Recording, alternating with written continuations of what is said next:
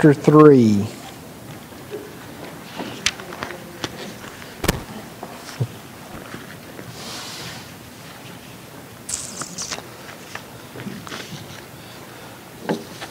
For 5 years,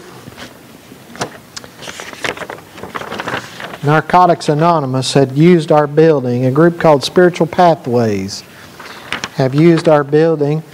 When they started off, they were meeting 7 nights a week. Sometimes they were having 2 meetings each day, and they some things that changes and things that were going on. They finally decided to stop meeting here, and Spiritual Pathways actually ceased to exist.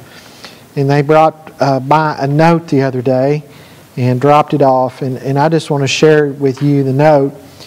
It says, due to a severe decline in meeting attendance, the Spiritual Pathways group of Narcotics Anonymous has closed its doors. We would like to thank you all from the bottom of our hearts for the trust and support you have given us through thick and thin over the last 5 years. For the first 3 years, we had 18 to 25 people at every meeting, every night. But over the last 2 years, attendance has declined for numerous reasons. But the fact is, we were able to touch the lives of hundreds of addicts, many of which are still clean today and living very healthy, God-loving lives. Words cannot adequately express how much we appreciate all of you. You have helped to save and to change lives. And I thought that was a very nice note that their former director brought by this week and closed out. And kind of a sad thing. I remember when Frank showed up here looking for a place to meet and just didn't know where they were going to turn and what they were going to do. And I said, look, you guys can use our building. And like he said, through thick and thin, there were some times where I wanted to wring their necks.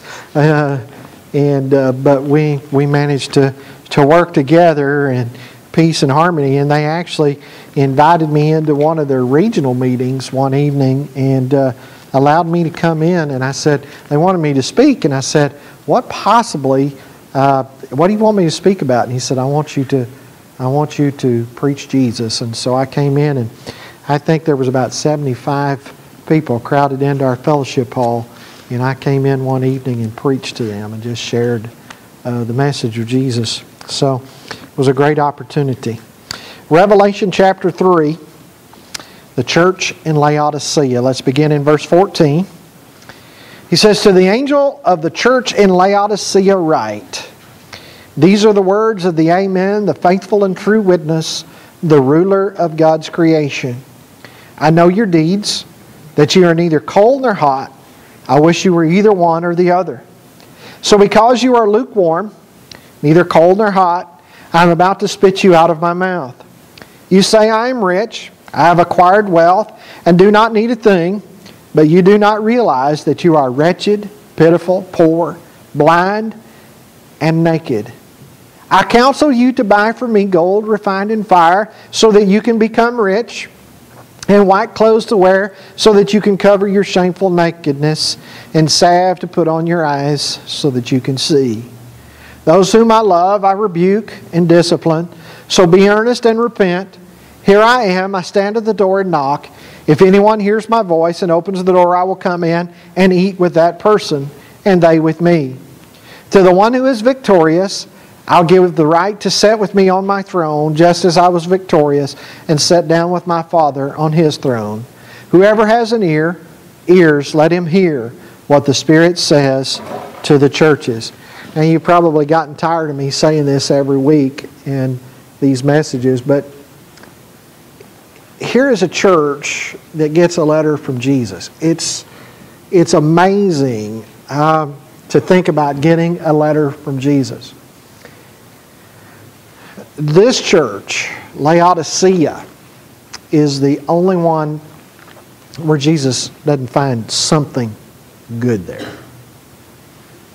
The others, we saw Philadelphia last week, He didn't find anything bad there. There was no, I know your deeds But this one, he finds nothing good about them. Now, Laodicea was an interesting town. It was in the area of Colossae, and they had received a letter that was written to them. It was shared with them. It was the book of Colossians. If you go and read the book of Colossians, one of the things that you find that they're struggling with was the idea of how do you serve Jesus? Is it by following a certain set of rules? Is it following the dietary laws of the Jews? Is it following certain parts of the law? And there was a great deal of argument about that. And Paul writes to the church and he says, you're free. You've been set free. You've been set free to live. You've been set free to live for God. And take advantage of that. And he deals with some things. And this was a letter that was shared with the church at Laodicea because it was not that far from Colossae. And so they have this letter. They have a firm foundation as a church. Now, Laodicea was also an interesting town. It's set up on a mountain up on the hillside. And to one side, there was a town that had the cold water. They had a very good water supply. They had cold water. On the other side was a city that had hot springs, and people would go there for the medicinal purposes of the hot springs. Laodicea sat on a hill where there was no water. There was nothing there. And yet it became a crossroads of trade.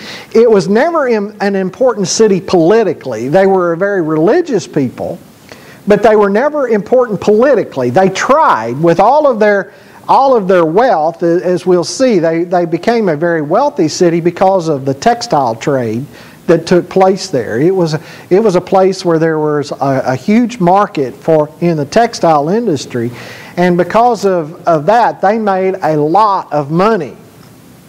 And so they realized that if they were going to get people to settle there, one of the things that they were going to have to do was they were going to have to work and spend some money. So they piped water. Now think about this. I think a lot of times when we think of the Roman world, we think of the rural setting. They had indoor plumbing in Laodicea. They somehow managed to get water to Laodicea 6 miles. They were able to pipe water, and so they had running water. They had running water in their homes. And one of the things that is so creative about the ancient world, things that we don't understand, is that one of the things that they could do with this water was air condition their homes. They would have the flow of water, and there's a coolness that comes off of water. And so, I mean, these people, they had it. And so they realized if they were going to get people to settle there, they were going to have something different. And so it was a very wealthy city, and so they spent a great deal of money. And in fact, at one time, the city was almost completely destroyed by an earthquake. And the people just simply rose up out of that and said, you know, we don't need Rome's help in this.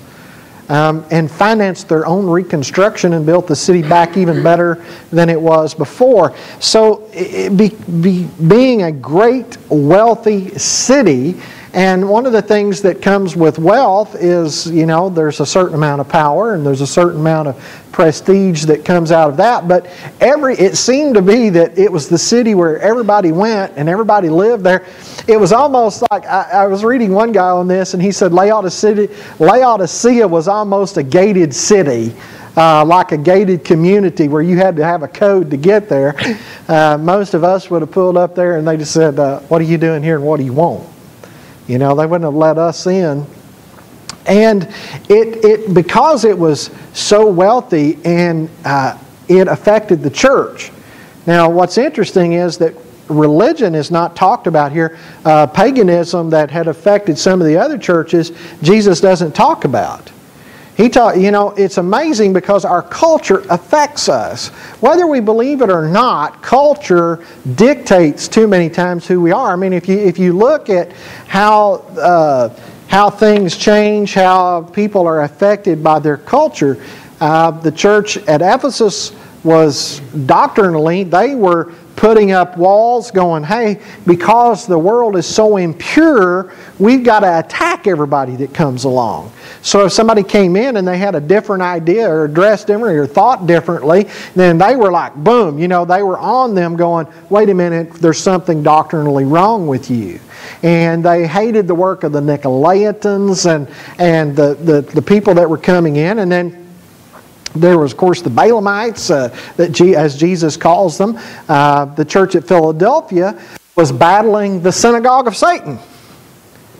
One of the churches had lived where Satan had his throne. So there were those religious outside influences that come in. Now, Laodicea was a religious town. They worshiped the emperor Zeus. They were also known as the city of Zeus. They had built a huge temple to Zeus. So they had it all, but the thing was that the culture that affected the church was wealth. Because with wealth comes a certain amount with wealth comes stability, and with wealth comes comfort. Because most of the time what people are going to do is they will spend their money to make sure that their lives are stable, and they will spend money to make sure that their lives are comfortable. And that's what this city had done. Well, because the city had done that, the people that lived in that city that made up the church at Laodicea had begun to depend upon their wealth, and they worshiped their stability, and they worshiped their comfort. And so Jesus comes along and he's writing this letter to this church in Laodicea, and it's an extremely negative message. Another thing that went on in the area of Laodicea was they had a medical college there, and one of the things that they had developed in this medical college was a salve that helped with eye issues. And so people were coming, we're talking with the trade, people, they had the money to invest in these things, and so people would come there to buy this salve, and of course they were shipping it out, and there was a great deal of just influence and affluence in this city. Now Jesus comes along, and notice what Jesus says. He says, these are the words of the Amen, the faithful and true witness, the ruler of God's creation. Verse 15, I know your deeds, that you are neither cold nor hot. I wish you were either one or the other. Now think about it. Here Jesus comes along and he's writing this letter to this church, and he says to the angel of the church, and we've talked about this for 7 Sundays now. We've talked about, was this a literal angel watching over the church, or was it one of the leaders of the church, one of the speakers, somebody that is going to get the message out? I've kind of gone back and forth even during this study, but I tend to think that each church has an angel. And notice what Jesus says here. He says, you're neither hot nor cold. You're right in the middle. And one of the things that I noticed, and I don't know, I know I've noticed it before, but one of the things that kind of hit me here was that Jesus says, I wish you were one way or the other. Jesus says, I can handle you cold, and I can handle you hot, but I can't handle you in the middle. I wish you were one way or the other. I think what Jesus is saying to us here, of course, he's going to talk about being lukewarm, and we'll talk about that in a minute, but one of the things that I think we do is that in life, spiritually, we sit on the fence way too much. And we think we've really evolved when we can just sit on the fence and we can go, I took the middle ground, I'm a moderate. Well, I learned something here. Jesus doesn't like moderates. He says, you can get on the wrong side of the issue and I can handle that, because at least I know where you stand. You can get on the right side of the issue and I can handle that because I know where you stand. But this business of being non-committed, I can't handle that. And isn't it funny? It's like, I illustrate it this way too many times, but it's one that I think every one of us can relate to. You're going to go out to eat. Where do you want to go? I don't know. I don't care.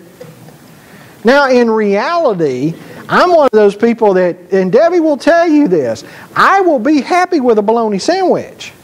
I'm just that way. I can be happy with that.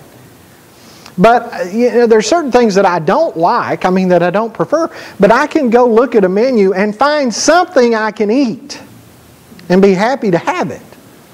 But, it's like we'll just go, and so she'll go, don't make me pick this time. Just pick. Just take us there. Just go. I don't want to go through this middle of the road, middle of the ground, non-committed type thing. Just go there. And we'll do it. Jesus is saying to this church in Laodicea, He says, you're just neither hot nor cold. As He goes on, it says you're lukewarm. In fact, look at what He says. He says, I know your deeds, that you are neither hot nor cold. I wish you were either one or the other. So because you're a lukewarm, neither hot nor cold, I'm about to spit you out of my mouth. And so Jesus comes along and he says, hey, I'm so frustrated with you because you're lukewarm.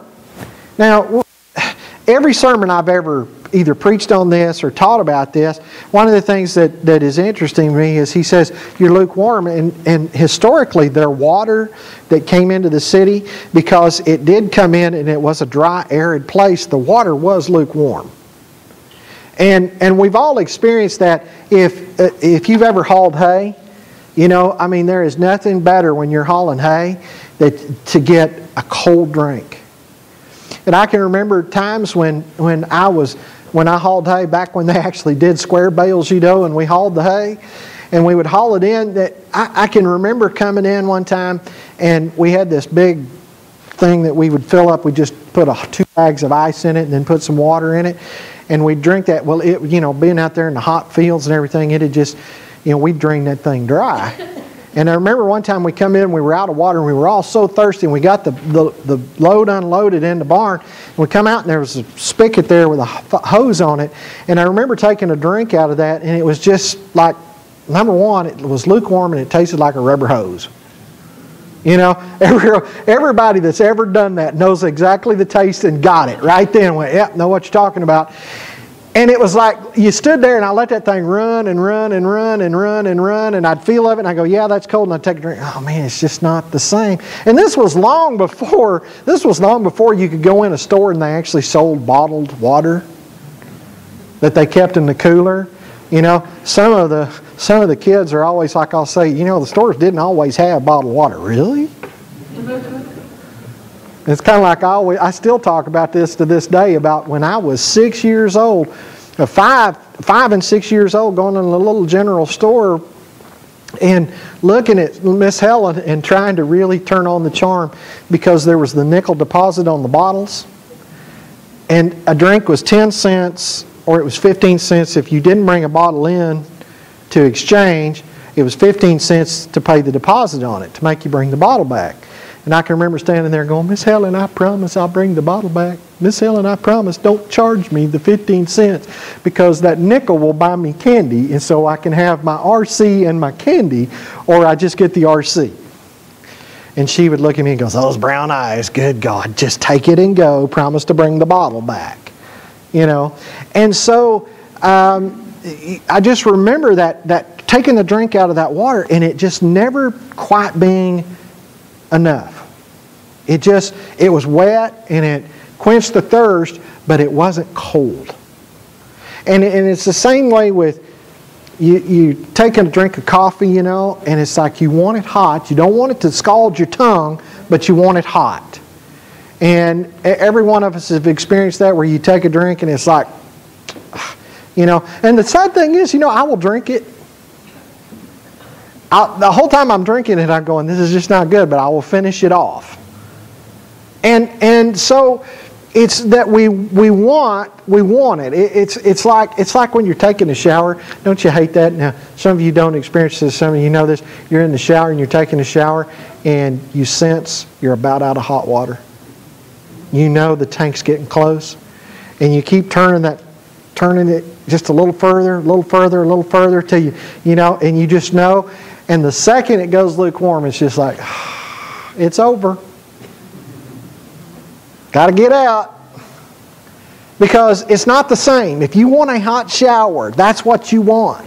You don't want lukewarm. You want hot. Jesus says to the church at Laodicea, He says, you're lukewarm, and He has a violent reaction to them. Our English versions always clean this up. It says, want to spit it out. But it's actually a violent reaction. It's some have said that it makes him want to puke, but looking further at this, I think this is what he's doing. It's like have you ever taken a bite of something and you just went, ugh, Well, and I've seen this reaction a couple of times. One night we got out to the cabin and Deb said we'd stopped. Well, I will drink sweet tea. She despises sweet tea, hates it with a passion.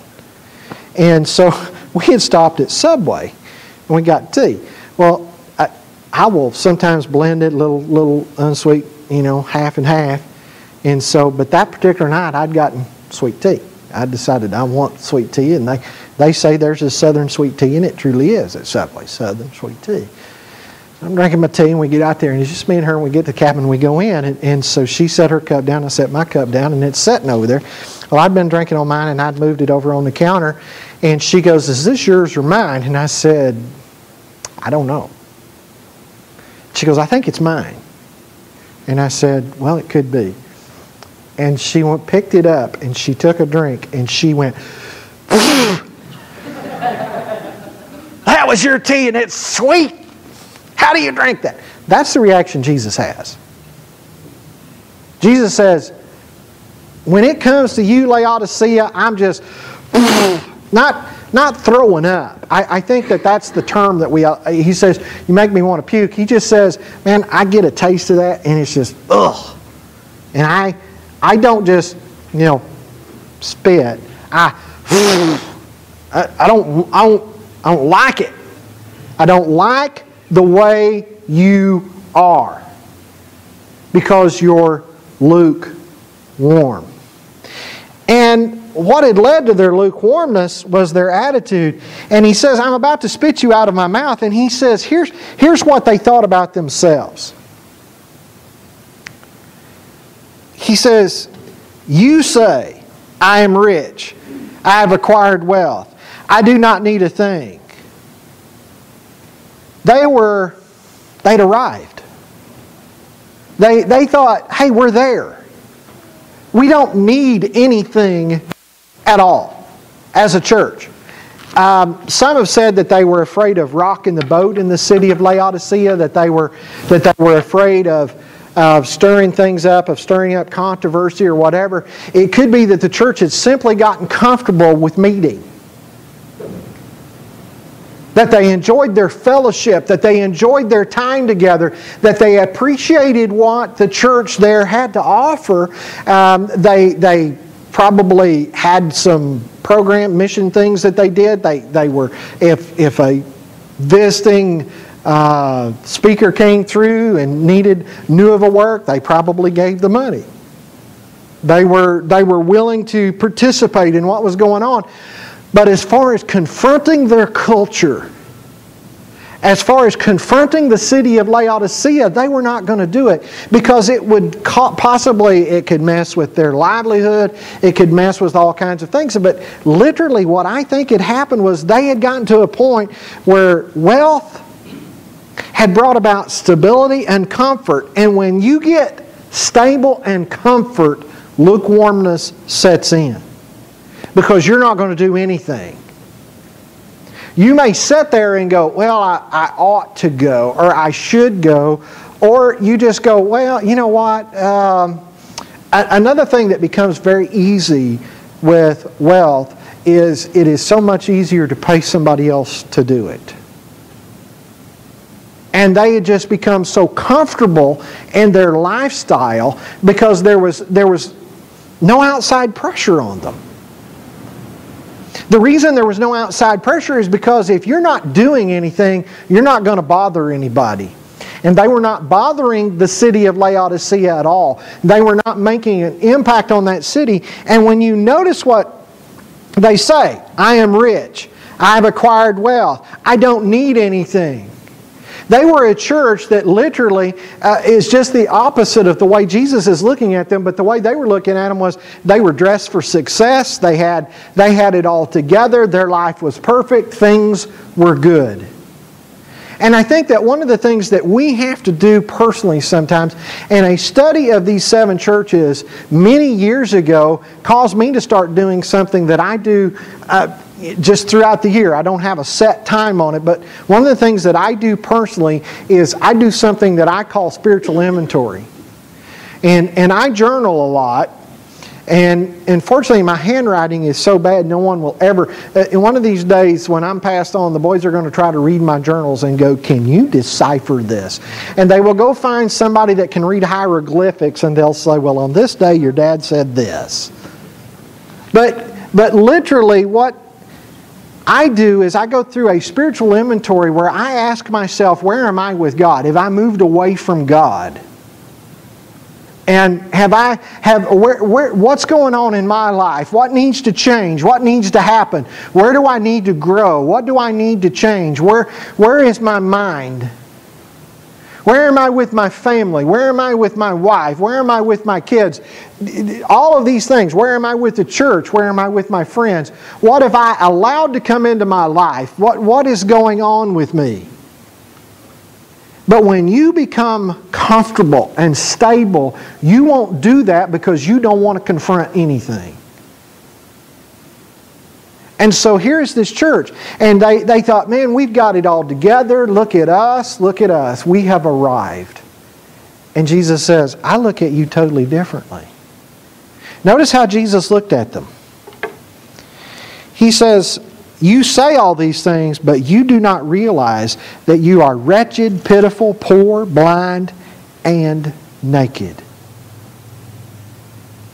The way they looked at themselves was one way, but the way that Jesus looked at them was another. It's kind of like I get tickled. Through the years I've known guys that just really thought they were just so handsome and good looking and all that. And you wanted to say, dude, look in the mirror. And they would get, they would go somewhere and they'd get shot down, and you'd see it and you go, well, I tried to tell you that you weren't all that in a bag of Lay's tater chips. It just wasn't, you just wasn't what you thought you was. This church thought, now think about this church reading this letter from Jesus. They get this letter and it comes in and they're like, yep, boy, if anybody's got together, look at us, we don't have any problems, we're comfortable, we're stable, we're rich, we've acquired wealth. The thing with acquiring wealth, sadly, is what ends up happening too many times is that people go, look at how God has blessed me. And that's true. That is an awesome way to look at it. But God blesses us with things to use them for His glory. He doesn't bless them with so that we can go, wow, look at what all I can do for myself. It is always a blessing of doing for others. And so they came in, and imagine what they must have thought when they're saying, when Jesus goes, this is how you look at yourself, but buddy, let me tell you something. This is how I see you as a church. He says, you're wretched, you're pitiful, you're poor, you're blind, you're naked. You think you're dressed for success, but the way I see you is that your clothes are filthy, rags, your nakedness, who you are is really showing, and you can't see it. And imagine what they must have felt when they're reading these things. And then Jesus says, hey, I encourage you. Listen to what He says. He says, I counsel, I encourage, I long for you to do this. I counsel you, verse 18, to buy from me gold refined in fire so that you can become rich, white clothes to wear so that you can cover your shameful nakedness, and salve to put on your eyes so that you can see. He says, you say you have wealth. You've acquired all this gold. You've got all this money, but it's filthy lucre in my eyes. And He says, I say you come to me and you get gold refined by fire. Now, He's referring to the process of what they would do is they would heat gold up. And the hotter you can make it and the longer you can keep it at that temperature, when it cools down, there will be a slag that forms on top of the gold. And you chip that away and the gold is even more pure because the impurities have been burned out of it. And Jesus says, He says, you want treasure. He says, you think you're safe. You think you're a banker. When you get your bank statement there in Laodicea and you look at the bottom line, that You know, it's like one of Debbie's coworkers looked at her one day and she said something about balancing the checkbook, and he goes, I really don't know how. I don't have to balance my checkbook. It doesn't worry him. Finances do not worry him. And I'm looking around this room and I didn't see anybody go, yeah, we've got that same problem too. We never balance our checkbook because we don't worry. Huh. You know, it's like, wow, really? That's pretty amazing. He says, you look at your balance and you go, wow, look at all I have. He says, I'm telling you, your money's worthless. I encourage you to come to me and get gold that has been refined by fire. And he says, I encourage you to get some white clothes that I will give you. He says, come to me and I'll give you some white clothes to cover your shameful nakedness. He says, you think you have big fancy clothes, but what I'm offering you is purity. Clothe yourselves in that. And he says, oh yeah, y'all sell this salve that helps eyes. Let me tell you, I need to give you some salve so that you can truly look at yourself and realize how pitiful you are because you're blind. You can't see where you're at. You can't see what's going on in your own lives. You know, isn't it amazing that we a lot of times don't know anything about ourselves? I was talking to some people this week, and I was shared with them, and they were two of the volunteers at Cup Ministry, and so we're sitting around, we're drinking a cup of coffee because God blessed us with a slow day on Monday. We only did 60-something, 70 families, somewhere along in there. Well, that's a slow day. We actually had food left over at the end of the day, so we're just like, hey, you know, some were like, oh my goodness, what's going on? I'm like, hey, that's a blessing. That's a blessing. That means we weren't needed. And so, you know, I'm sitting there with the volunteers and we're just talking and everything. And the lady said, where'd you grow up? And I'm telling her, and we're talking. And she said, did you grow up middle class? So, you know, how'd you grow up? I said, well, I was poor. But I didn't know I was poor till I got in junior high school. And she started laughing and she says, you know, that's funny. I didn't know I was poor till I got in high school. And she was telling me about her childhood. And so we were talking and I said, I didn't know I was poor until I got in junior high school. I get in junior high school and this guy says to me, you're poor. And I went, no, we're not. He went, yeah, you are. You're poor. And I went, no, we're not. We're not poor. We eat good. I have clothes. He goes, no, you're poor. And I went home and I'll never forget asking my mother, I said, are we poor? And my mother goes, I'm sorry to tell you this, son, but we're poor. And I was like, really? And she goes, is that a surprise to you? I never knew it. That's an honor. I'm not making this up. I never knew it till that point. It was because, well, you know, we would go to the grocery store, but we always just bought necessities at the grocery store because we lived on a farm, so everything else was taken care of. We didn't buy canned goods because Mom canned everything. I remember when we started buying store-bought bread, and I went to school one day and said to this kid at school, your sandwich is on store-bought bread. And he went, what? Where else does it come from? Well, at my house it comes from the oven. Yours came from the store. That's pretty cool. I'll swap you. I want the store-bought. I thought he had something. And I was like, your parents must be, at this point, then all of a sudden it's like, you must be rich. No. We just buy our bread. Oh. The church at Laodicea was so blind to what was going on in their own lives, they couldn't see it. And he says, I encourage you to buy salve from me that you can put on your eyes so that your vision will clear up, and all of a sudden you're going to go, wow, look at that. It's like, don't you, it's like, and I was trying to think of another way to illustrate this, but before I had contact lenses years ago, remember you go in and you get your eyes checked, and they'd say, oh, it's time for new glasses, so you decide, I'm going to get new frames. So you're out there, and you can't see. And you're putting these frames on that don't help you see. And you're putting them on, and then you're like this, right up here. Well, that doesn't show you anything. You get back here, you can't see. And so then you're going, how do these look? And people go, you know, especially the salespeople, oh, those look good. And then you put, oh, those look good. Oh. And so I'd always want to take somebody and go, how do these look? You look like a dork. Take them off. Take them off. I remember the first time I bought glasses after I got contact lenses because I put them on and I went, oh my gosh, this is cool. I can see what they look like.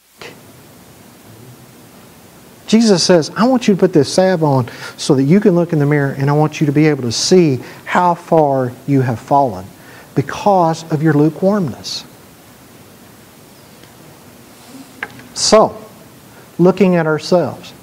One of the things that I believe fervently in is that, I could stand up here and I go, here, do this, this, this, and this. A lot of times I could tell you things you can do to change something, and that helps. But most of the time, we all know what we need to do. We know what works for us. So I wrote some questions down, and I just want to share them with you. Your relationship with Jesus. This is a question I asked myself this week. My relationship with Jesus. Would I answer it's cold, lukewarm, or hot? And then I said, what's my relationship with the church? Is it cold, lukewarm, or hot? And then I said, I asked this question, what things keep me passionate about God? What is it that keeps me passionate about God? Ask yourself that question. And then here's a hard one. What comforts, what stability in life keep me from being passionate about God? And then another hard one. What part of my life lacks any sense of urgency? I think what happens to us is that, especially in our culture today, it's easier to be like the church at Laodicea. Now, what happens to us sometimes is we get in a panic and a snit sometimes about maybe a high bill or something, and we go, oh my goodness, we don't have the money to pay this or whatever. Those to me are insignificant issues. Our concern is, I always say, and I always tell the other elders, I think God will always provide.